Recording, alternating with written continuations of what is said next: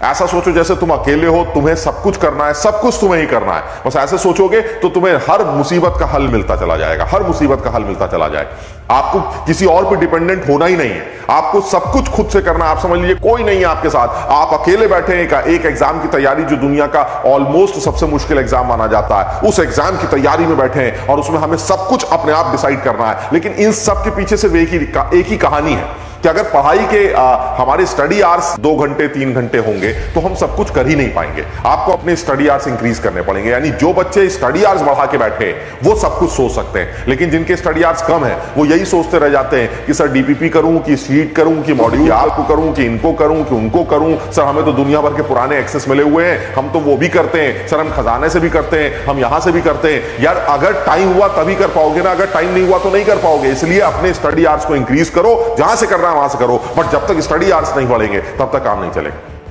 समझ रहे हो? तो सब लोग और जबरदस्त तरीके से कोशिश करें, और कोशिश करने से अब मुझे लगता है कि नतीजा जरूर निकल के आएगा। एक आदमी पूछ रहा है सर कितने स्टडी आवर्स होने चाहिए? बेटा मैं तो यही बोल चुका हूं और कई बार बोल चुका हूं, जरूरी काम तुम्हें पता ही है कि एक इंसान के लिए क्या क्या जरूरी काम। उन जरूरी कामों में जितना टाइम चाहिए वो तो लगेगा ही लगेगा, वो सबके साथ लगेगा, लेकिन उसके अलावा 1 मिनट भी बर्बाद ना हो। अब आप देख लीजिए सोने के घंटे चाहिए, खाने पीने के लिए कितने, नहाने धोने के लिए कितने घंटे चाहिए, वो हर किसी के साथ फिक्स है। तो आप अपने स्टडी आवर्स को इस तरह से मेंटेन करें कि इन कामों के अलावा बाकी जो भी टाइम है वो पढ़ाई में ही गुजरेगा। तो एटलीस्ट कम से कम ये डाउट नहीं रहेगा कि वो हैदराबाद में बैठा बच्चा या कोटा में बैठा बच्चा या फिर वहां पुणे में बैठा बच्चा या बॉम्बे में बैठा बच्चा या दिल्ली में बैठा बच्चा ये उससे आगे तो नहीं पढ़ रहा है, कहीं मुझसे ज्यादा तो नहीं पढ़ रहा है, तो वो डाउट खत्म हो जाएगा। यानी सबसे बड़ी जरूरत तो यही है ना कि आप अपने कमरे में बंद हैं, इस टाइम पर आप अपने कमरे में बैठे हुए, आपको क्या पता कि आपके बगल वाले कमरे में क्या चल रहा है, बगल वाले घर में क्या चल रहा है या बगल वाले शहर में क्या चल रहा है, तो आपको कुछ भी नहीं आइडिया कि कौन कितनी पढ़ाई कर रहा है। तो ऐसे में सर हम अपने कंपटीशन को कैसे